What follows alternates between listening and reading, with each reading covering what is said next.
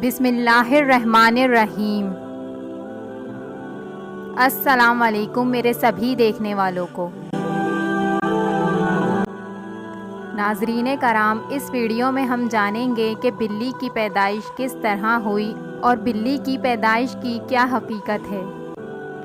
Video شروع کرنے سے پہلے آپ سبھی سے گزارش ہے کہ کائنڈلی چینل کو سبسکرائب کر لیں۔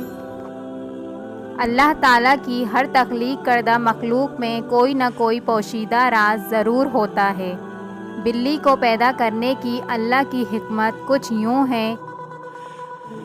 جب حضرت نوح علیہ السلام کی قوم نافرمان ہو گئی اور انہوں نے ایمان لانے سے انکار کر دیا تو اللہ تبارک و تعالیٰ نے انہیں ایک کشتی تیار کرنے کو کہا۔ جب حضرت نوح علیہ السلام کی قوم پر پانی کی صورت میں سیلاب کا عذاب آیا تو اللہ تبارک و تعالیٰ نے حضرت نوح علیہ السلام کو کشتی بنا کر اس میں سوار ہونے اور ہر جاندار اور پرندے کا ایک ایک جوڑا کشتی میں محفوظ کرنے کو کہا۔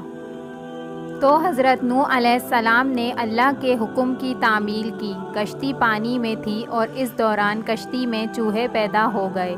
انہوں نے کشتی میں موجود تمام اناج اور غلہ خراب کرنا شروع کر دیا۔ اس کے ساتھ ساتھ کشتی کو کاٹنا شروع کر دیا، جس کی وجہ سے کشتی میں پانی داخل ہونے کا خدشہ پیدا ہو گیا۔ تب حضرت نوح علیہ السلام نے اللہ تبارک و تعالیٰ سے دعا کی کہ اے پروردگار، مجھے ان چوہوں سے نجات دلاؤ۔ اس وقت اللہ رب العزت نے حضرت نوح علیہ السلام کو حکم دیا کہ کشتی میں موجود شیر کی پیٹھ پر ہاتھ پھیرو۔ جیسے ہی حضرت نوح علیہ السلام نے کشتی میں موجود شیر کی پیٹھ پر ہاتھ پھیرا تو شیر کو ایک زوردار چھینک آئی اور اس کی ناک کے دونوں نتنوں سے بلیوں کا ایک جوڑا، ایک نر اور ایک مادہ کشتی میں گر پڑے، جنہوں نے کشتی میں سارے چوہوں کا صفایا کر دیا۔ حضرت نوح علیہ السلام نے اللہ کا شکر ادا کیا۔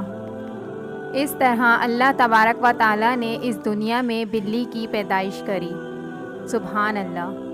ویڈیو اچھی لگی ہو تو لائک کریے گا اور سبسکرائب کے بٹن کو دبانا نہ بھولیے گا۔